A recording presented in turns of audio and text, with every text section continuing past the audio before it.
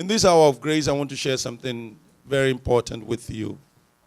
I don't know how you would title it, but I want to title it, If It Had Not Been the Lord. If it had not been the Lord.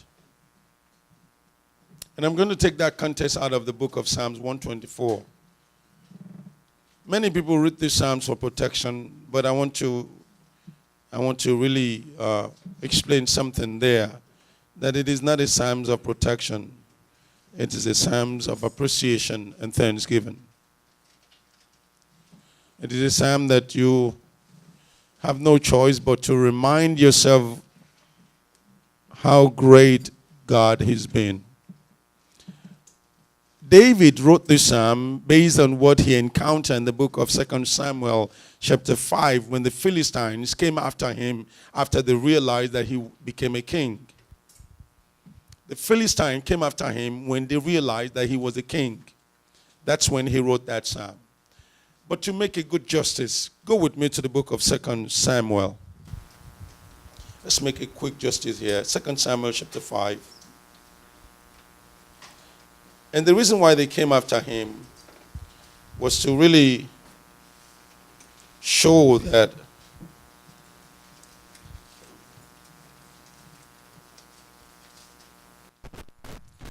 to revenge. People don't know you when you are broke, and they don't want to know you. Just like you don't know anybody when they're broke, and you don't want to know them because they'll become a liability to you. But the moment you get something going on in your life, you begin to see people. Even when you don't tell them, somehow they hear about it, and they want to be a friend. One great artist in Africa, Nigeria, sang a song. He's dead now. May God bless him and bless all the work he has done. He's not really a man that many people love his music as much as, or rather, should I say, not a man that many so-called decent scholars love his music. His name is Orlando or Omoyela Owo. This man has a kind of a folk song that he sings all the time. I've been his fan from the time that I was young, known music to this time. There is none of his collections I don't have. I've heard some of my friends who condemn me and say, how could you listen to that man who smokes weed, who don't know? But they don't really realize that this man don't really sing. He tells a story. And he tells a story of when you are rich, you will have many friends. But when you're not, nobody wants to be your friend. And the reality of life is that is what is centered on. But I say that to say this, that why did the Philistines wait until David was made a king before they launched their attack? Because now they think that he's at peace. People don't, when you don't have a name, people don't want to run after you. No, they can't sue you when you don't have anything. No. No one wants to sue you. How can you sue a man who had a table outside on the street and is selling 3 oils, 3 soaps, and 3 water, and you fell in front of him and say, I'm going to sue you. And he look at you and say, really? You better get up before you get colder. You don't sue a man like that. But you go to Macy's and stage your sue. You go to Sears and stage your fraudulent whatever. Now, I say that to say that these people waited, just like the enemy will wait. No one will fight you when you don't have anything. So if you don't have anything, this is not for you. But if you got a job, if you got a talent, if you have a gift, if you have a wife, if you have children, if you have something going on in your life, this message is for you. Because this is where you know truly that the enemy does not target you, but they target your achievement. Are you hearing me? Oh my God, you don't hear me. The enemy don't target you because you're nothing to them. Because the people that sue Sears are not suing Sears' name. They're suing the profit of Sears. Now look closely. Chapter 5 of the book of 2 Samuel. Are you there? Let's go to verse 17 quickly. Verse 17 says, but when the Philistines heard that they had anointed David king over Israel, all the Philistines came up to seek David, and David heard of it and went down. When they heard that he's been anointed, here is a man that has defeated the giant. Remember giant? Philistines from Gath. Here is one single man that have. So they were waiting. They have never forgotten that. This is years after. No one had forgotten that. If you think the enemy had forgotten what you do to them when you don't have anything, they are waiting for you to get up to the close so that they can equal with you. Some people will just, all they need to do is just wait and write something against. I met a woman this week that says somebody called ACS on her because she went to work, and she always did that. She works night, and she left the children at home, 3 of them. She had to work. But this day, somehow, she felt so weak and tired that she didn't go. And they have, this person had called anonymously several times that the ACS will come, and they will not find anything because the kids will not open the door based on the instruction of their mother. So they will hide in the toilet and they will cooperate. These are the age of, the oldest is 12. The other one is 10 and the other one is 8. And they cooperate with each other and say, if they take us, that's it. And over 4 times that the ACS have come, they have not found anything. So this person actually have been waiting for the woman to go. And do you know who this person is? So the woman left that night to go to the grocery to buy milk because they don't have milk. A friend of hers came to visit her, a male friend, and she went into the car with that male friend, and the friend dropped her at the mall where she can buy some things, the grocery, and she came back walking in. This individual parked the car right in front of the house, saw her leaving, but never saw her coming in. So the ACS came. And she opened the door. And they came in. And the person who called walked right after the ACS. And saw her and fainted. Are you with me? Didn't realize that she can meet her in the house. Okay, here, let me reverse back. Look at the neighbor that is with you. Look at someone that is sitting by you. And ask the question, do you know who's watching you? And say back, no, you don't know. Look, what you don't realize is there is always someone who makes your business. If you don't get this tape and give it to someone as a gift, then I know truly that you're also a hater. Someone got to learn from this. That you don't hate who God loves.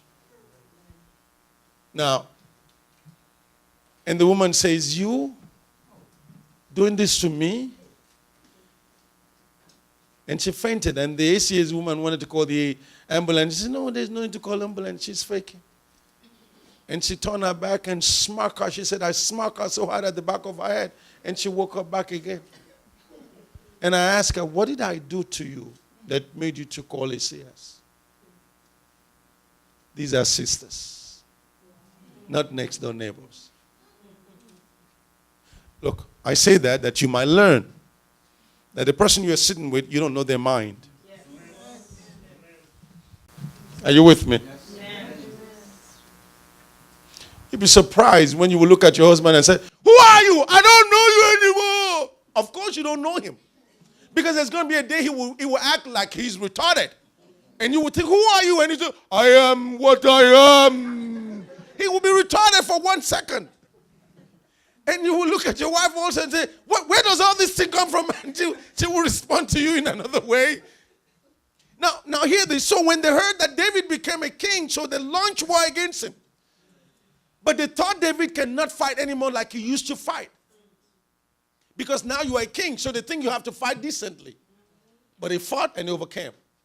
So after he overcame, because when you become a king, you think finally, at the end of the day, oh God, I thank you. At last, at last, I have fought a battle. At last, just like a pastor who says, when I started my church, I was with 2 members. Now we have 20,000 members all over the world corresponding.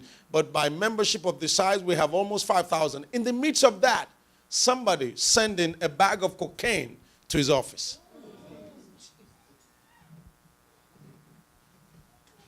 And of course, you know, the media will say that's how he got rich. And and got all these things around. When you thought the battle is over, when you thought, now I can rest, is when the enemy starts. So David wrote that based on the experience that he had encountered in the book of 2 Samuel, chapter number 5, from verses what? 17. So David now, as always, will always inquire of the Lord, should I go after them? Like in that verse 23. And when David inquired of the Lord, he said, thou shalt not go up, but fetch compass behind them, and come upon them over against the mulberry tree. The Lord gave him the trick of how he will overcome them. And he overcame them. And so now, after he overcame them, David came up with that Psalm 124. Now let's go back. And I want you to know that this psalm here that you're reading is not a personal psalm. There are some psalms that you're not taking attention, you're not paying attention to. There's some that says us. There's some that says me. So you cannot use us for you. Retarded. When a man's soul is retarded, he can't see things right. David said this. Let's go back. If it had not been the Lord who was on our side, the Israelite, now may Israel say. Meaning that when we thought we have conquered, if it had not been God. Now I want you to personalize that to yourself and look back over what you have encountered and said, if it has not been God. When the world thought, when even your friends, your enemies, your brethren never thought you can come this far, if it had not been the Lord. If it had not been the Lord that says that you will go and come back, if it has not been the Lord that says you will still be standing, if it has not been the Lord that says I will bless you and he blesses you, imagine if the blessings of your life is in the hands of another. Just imagine that for a second. In my country, there's a proverb in my country that says, God, do not let me eat from my enemy. But my mother changed that. My mother changed that one day and he said, well, you will not eat from your enemy when you have.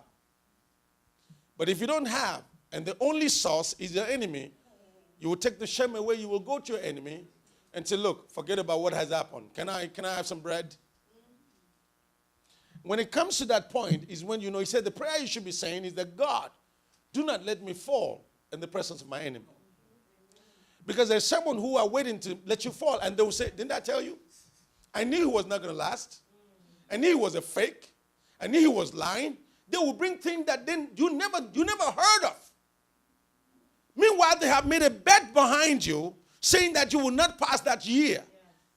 But by the grace of God, who was on your side. Remember, when someone is on your side, you are not easy to be defeated,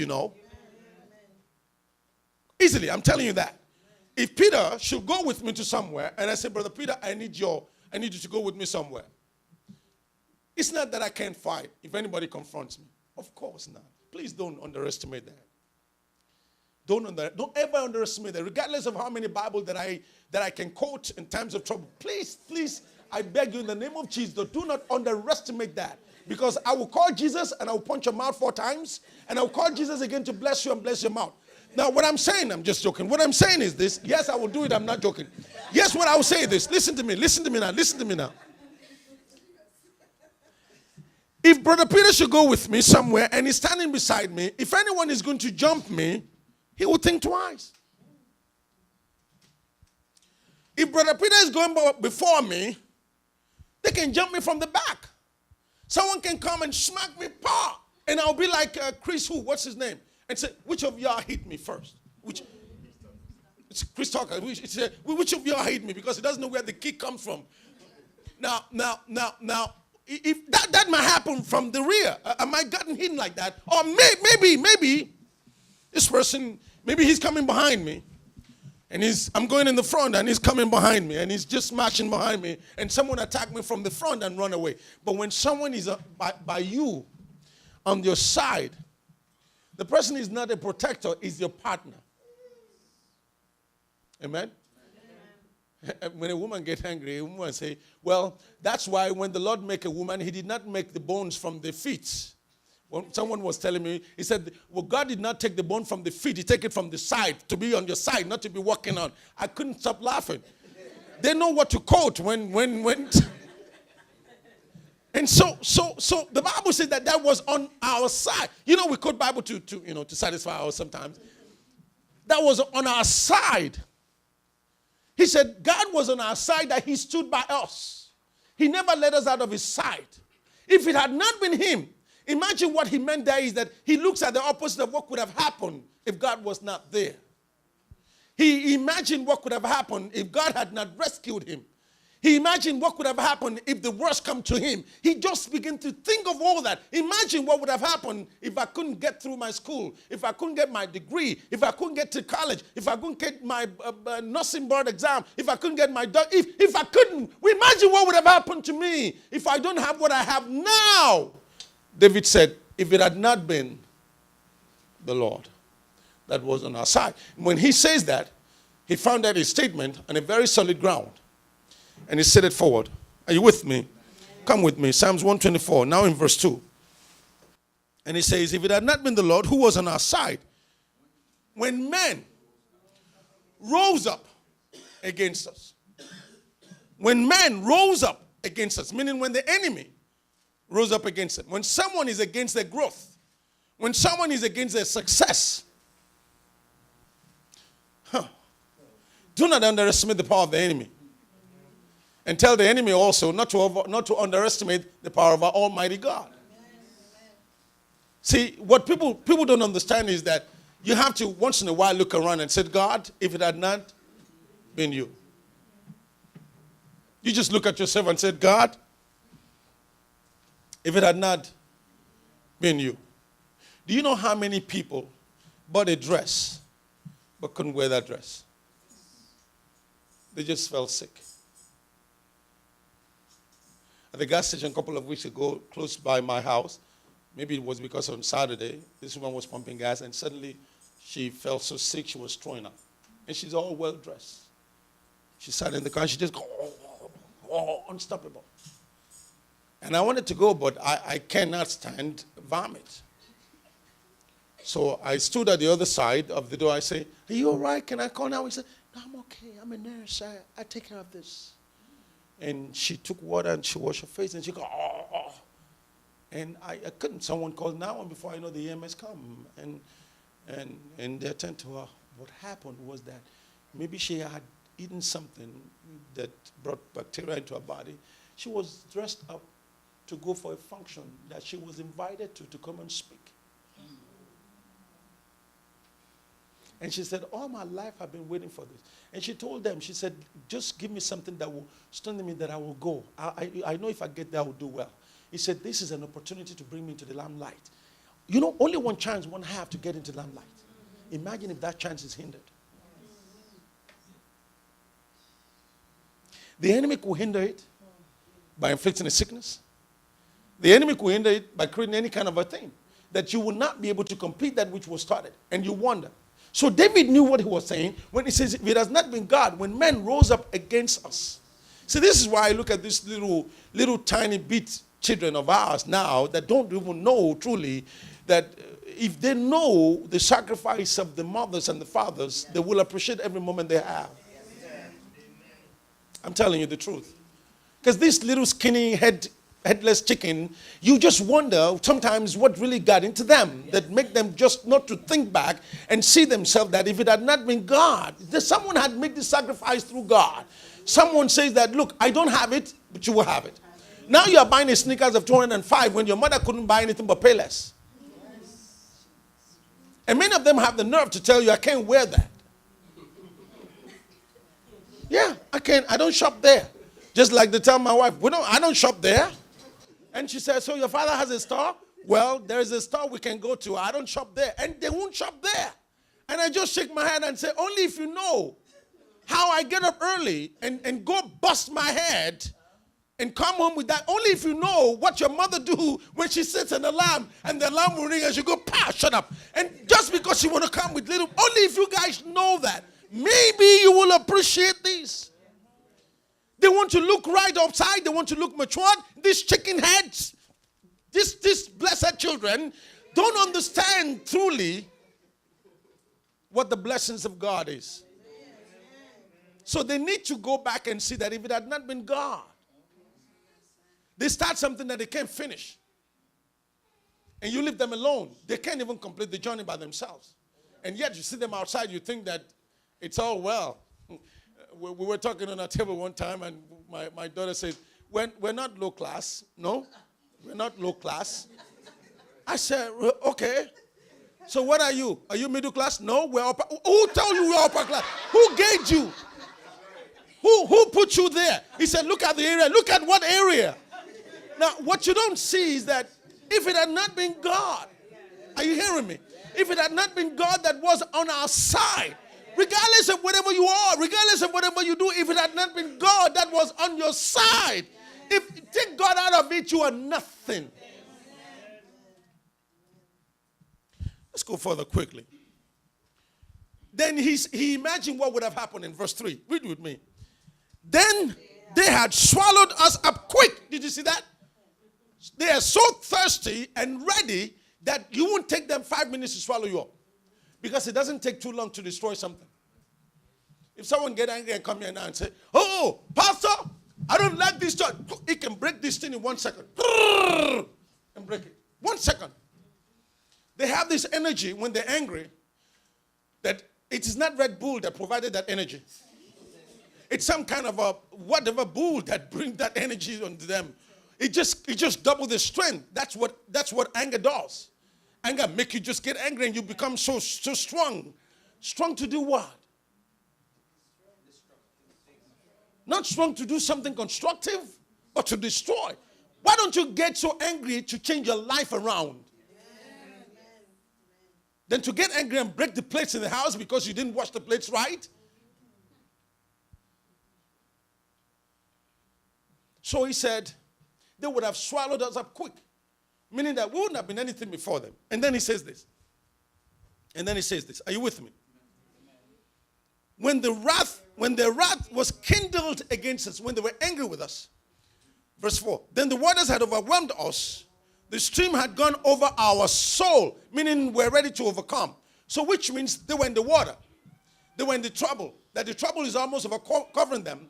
That they're almost this size now, and all they're waiting for is for the one level of the water to cover them up. And if that had happened to them, that would have been the end of it all.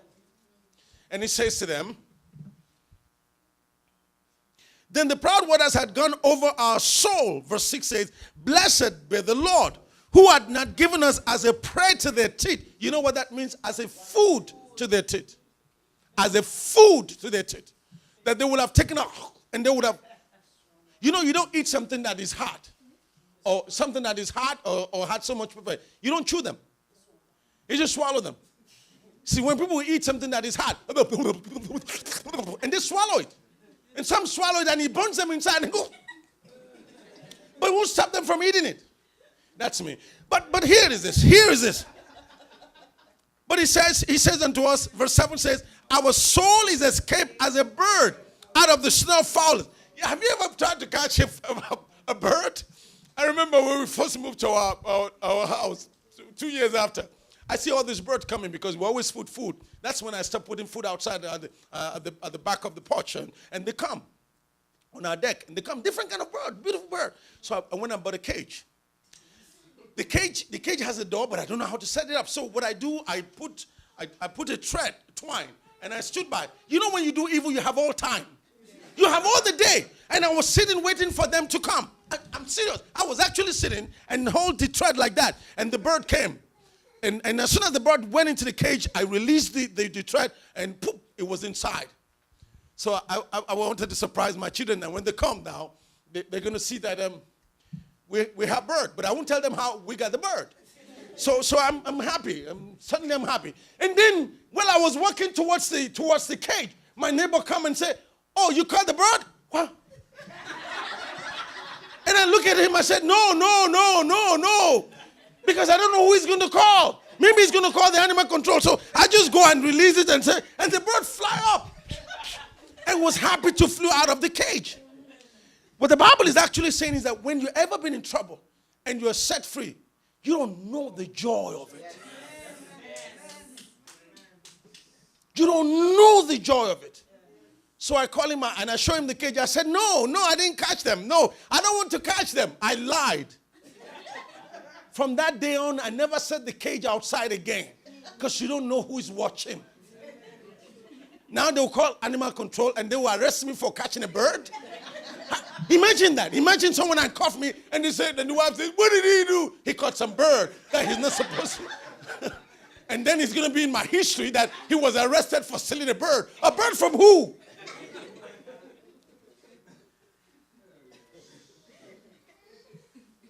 If you have ever been in trouble and you're set free, you will understand what I'm saying. If police ever stop you and you know that your insurance is lapsed, and he came to you and he said, you know why I stopped you? And that's when you become so nice. Yes, sir. Or sometimes people don't say yes, sir. They say, yes, your honor. They call police your honor. You know, when you're too nervous, you can say anything, and the police will just know inside his mind. And maybe he just look at your ID and never run it and said, it's a warning, sir. Just be careful. As soon as you turn back, you go, that was too close. Imagine that. And if you are sensible enough, you will not go past 30 miles per hour under 50 miles per hour zone. Because you have just been saved by the hands of God. So David says that as a bird out of a prey, so we have been. So we were that close, but God saved us. I was this close from being evicted. God saved me. I was this close from being in the hospital. God saved me. I was this close from being this. God saved me. From being that, God saved me. Somehow, I don't know how I escaped, but I know it was him that set me free. And so when he said that, and he finally come with the conclusion, he said the snare is broken and we are escaped. But in my own case, the snares of the cage was not broken. I released the bird.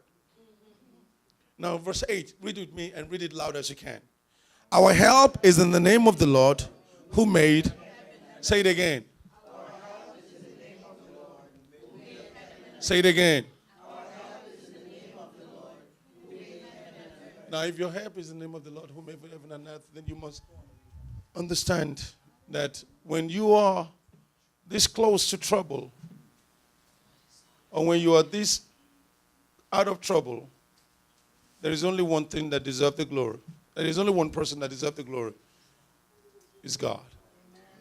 Because that's he only whose your help is in. It is not what you know. It is not who you know. It is God. And when God's hand is upon you, ladies and gentlemen, it's hard for anyone to come against you. I'm not saying they won't try. They will try. But they can't overcome you. Because the greatness of God is to know truly that God has been so good. So maybe the rest of this month, maybe every day you will look back and say, if it has not been God.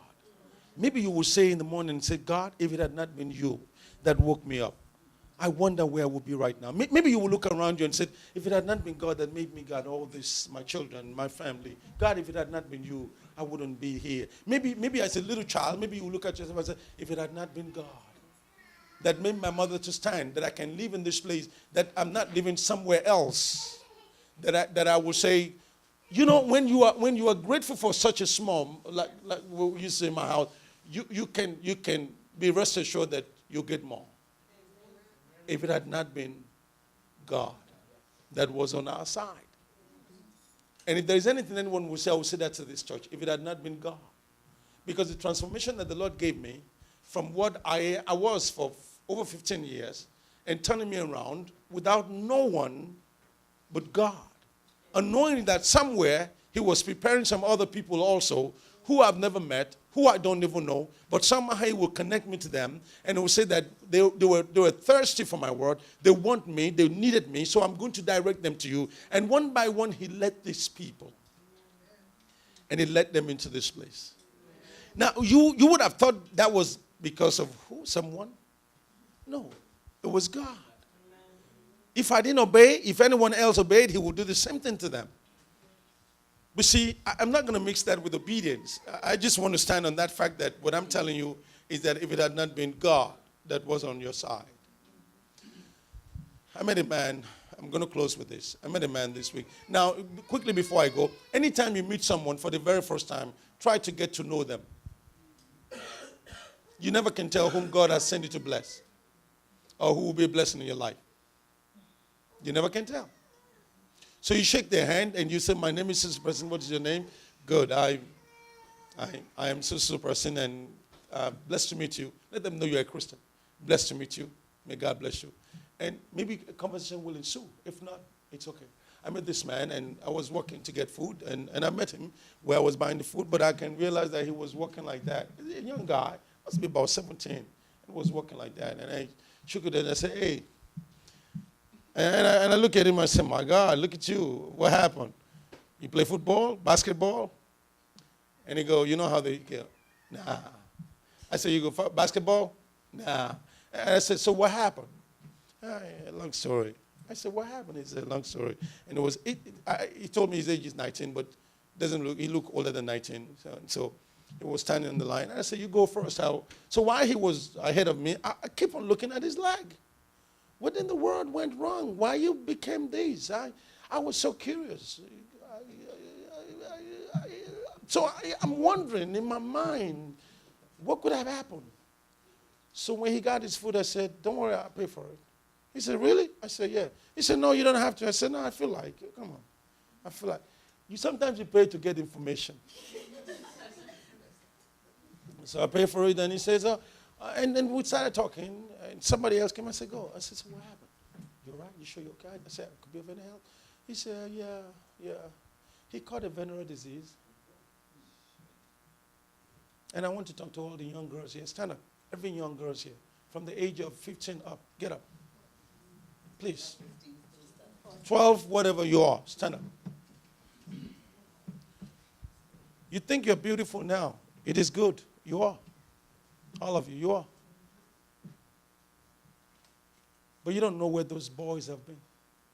This boy has something that is eating his private part up. That the medical condition he's in, he cannot believe he's there. And he said, I've never had multiple girlfriends. I have only one. But he don't know where that one that he had been. So I invited him to my office. He came. And I saw it. Every hospital that he has been to, nothing could be done. It's an eating flesh bacteria. Don't be fooled by them. Because the way a man look outside does not mean the way he look inside. I don't want you to be fooled. They could put on a tie and look so GQ as this. But you don't know that inside might be MQ. M means molecule cool, which can destroy you in a second. Now, what they told him, be seated, thank you for honoring that. What they told him was to go home and prepare for his death. Because there's not going to be a cure. That thing has been on him for so long that it's eating up his flesh. The doctor says they've never seen anything like that. So his ball swells and comes periodically. And then he has this sore all over. That if he walks straightly, it rubs on each other and it becomes painful. So he walks like that. Many don't have it yet. You don't see it. It looks decent outside. But you will be a fool if you think any man can fool you by what you see outside. Many will end this up and say, God bless you. But I say, be careful.